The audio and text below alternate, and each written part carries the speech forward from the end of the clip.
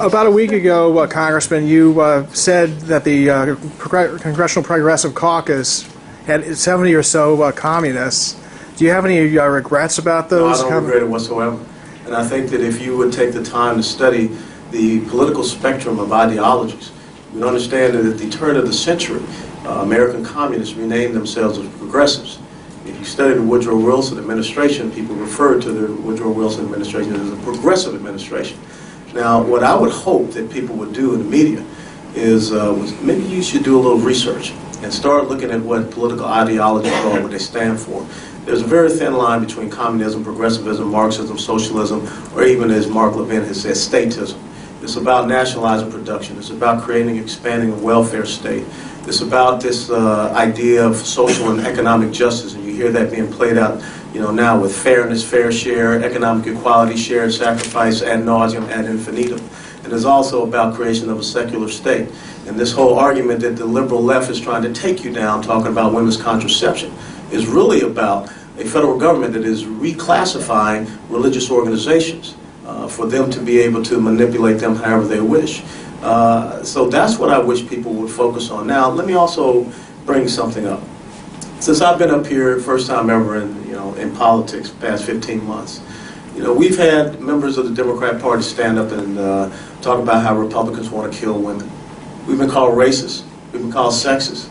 We've been called homophobes, Islamophobes. We hear people constantly talking about the Tea Party right-wing extremists of the Republican Party. But I don't see anyone, getting upset and challenging the other side about this. And I welcome anyone to have a discussion and a debate about political ideology. Because when you look at what is happening in this country right now, you tell me that this government is not nationalizing production. Automobile industry, financial sector, healthcare, cap and trade did not go through the legislative process. Look what they're doing through the EPA as far as the energy sector. Look at what's happening with the National Labor Relations Board. Who would have ever thought that we live in the United States of America where the federal government would be telling a private sector organization where they could relocate?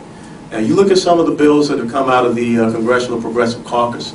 These are individuals that voted against having a balanced budget amendment, but yet they wanted to have a constitutional amendment so that they could redistribute wealth.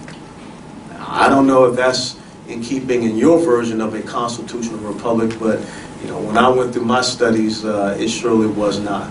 So I stand by what I'm saying, and it was very interesting that people on the left are not debating the point that I made. They just don't like the fact that it was made. Mr. West, I can follow up on that. Since you say it's just not an issue of nomenclature, do you really believe in your heart of hearts that they adhere to the political philosophies of Chad, I just went down the line and gave you examples of legislation. I just went down the line and talked to you about the means.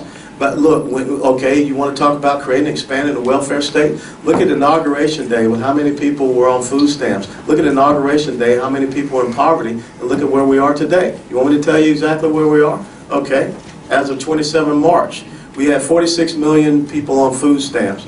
On Inauguration Day, we had 32 million. That's a 45% increase. Americans in poverty on Inauguration Day, 39.8. Today, as of 27 March, 46.2. That's a 6.4 million increase. That's what I'm talking about, creating, expanding a welfare state. So, folks, do your research.